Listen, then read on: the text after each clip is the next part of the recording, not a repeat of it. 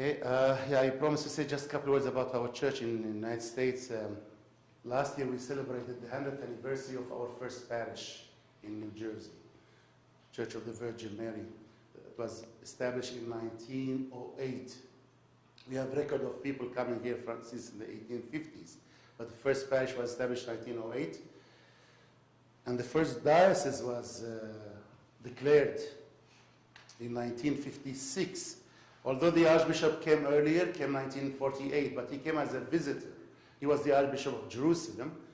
Following the war in Jerusalem in 48, he came to the States to collect some help, some assistance to our people who were displaced in the Holy Land. But once he was here, by then we had 4 or 5 parishes, and they had no bishop. I have seen some visiting bishops, but they never had their own bishop. So they asked him to stay. The patriarch did not like that, and he did not give him recognition until the new patriarch took over in 1957, and he gave him recognition as the Archbishop of the United States and Canada. Until from 48 to 56, the Archbishop was here, but he was only a residing bishop. He was not in charge. He was in charge of diocese, but not officially. And this is the Archbishop who brought with him the largest scroll of the Dead Sea Scrolls, the scroll of Isaiah. Of course, biblical scholars usually talk about him as the bishop who placed an ad in the Wall Street Journal's scrolls for sale. But he was much more than that. He was a very, very good person who loved his church, and he wanted to do something for his church. He brought the scrolls with him. He himself was not a great scholar. He was a good shepherd, but he was not a scholar. He knew what he had, otherwise he wouldn't have brought them with him. He took them to the museum of the Library of Congress for exhibition, and he took them around the country for several exhibitions. He showed them to many scholars, but then he was badly in need of financial support to establish the diocese, to build churches, to bring people together. And he thought that since I cannot do anything with these scrolls myself, why don't I make them available to some institutions? And he wanted originally to sell them to universities, institutions, to make use of them, scholars make use of them. And he was very careful not to send them back to Israel. That was his concern. But then what happened, some people came, of course, from the Hebrew University through intermediaries from America, from New York.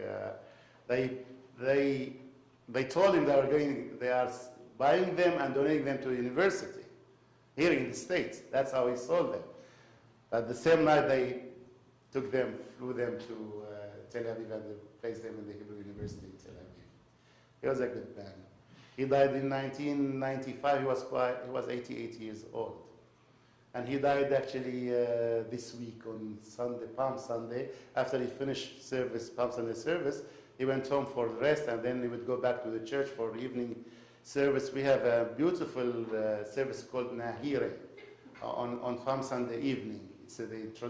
It symbolizes the entrance into the Holy Week, and it talks about the story of the 10 virgins waiting for the bridegroom to come. It's the anticipation of the coming of Christ. It's a beautiful service. He was preparing himself to go. He was literally leaving the house to go to the church for that prayer, and he collapsed and he passed away. So the diocese became 3 dioceses after his death: the East, the West, and Canada. I'm in charge of the East. We have 22 parishes now throughout the eastern part. We have a parish that is a little bit in the West. It's in Texas, in Corpus Christi. It's a small parish, 15 families, but we send them a priest every other week, regularly. The others are Florida, Georgia, Washington, D.C., Roanoke, Virginia, New Jersey, New York. We have concentration. We have 6 parishes there. We have New England area. We have 4 parishes. We have 2 in Illinois, 1 in Michigan and Indiana.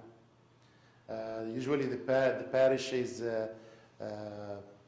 run by a priest who serves the parish spiritually. There's a council of lay people with him, elected by the parish members.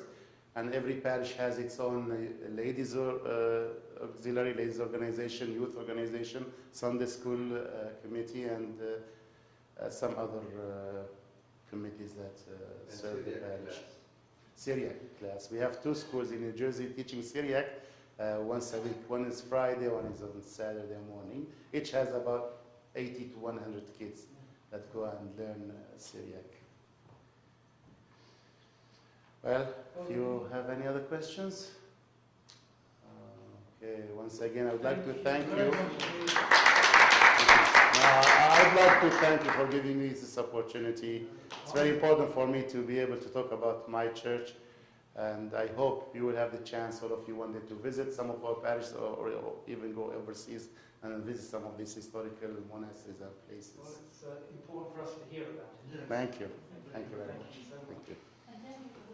Yes. Oh, Yes. it's a pleasure. My pleasure. And Thursday we will be looking at some videos of the liturgy.